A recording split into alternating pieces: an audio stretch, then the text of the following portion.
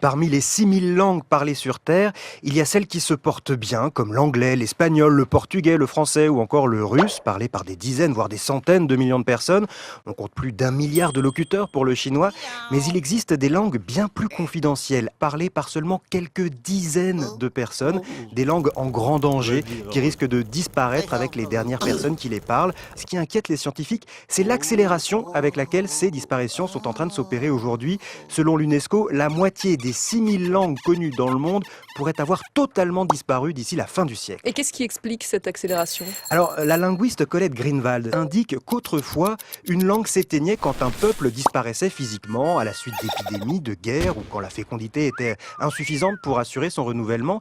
Mais aujourd'hui, les locuteurs adoptent plus ou moins volontairement une autre langue, la langue dominante. Et une langue qui s'éteint, eh bien c'est une perte immense. Oui, une langue est liée à une culture, à des savoirs, bien sûr. Quand une langue disparaît, c'est un pan du patrimoine de l'humanité qui s'effondre. Et puis une langue reflète aussi une certaine manière de penser et de regarder le monde. Très concrètement, notre façon de considérer les couleurs, le temps ou l'espace est influencée par la langue que nous parlons. Par exemple, certaines langues ne distinguent pas le bleu du vert.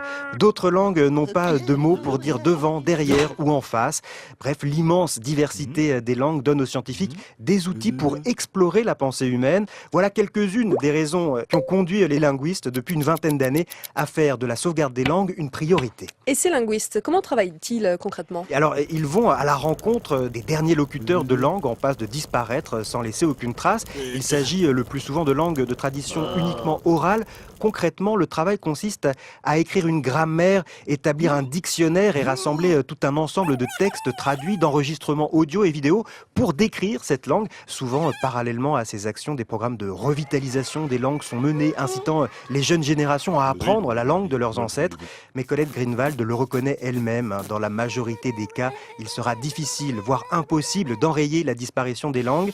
Alors, pour essayer de limiter cette hécatombe linguistique annoncée, la chercheuse préconise de mettre en place des mesures qui favoriseraient l'apprentissage de plusieurs langues par tous les citoyens du monde.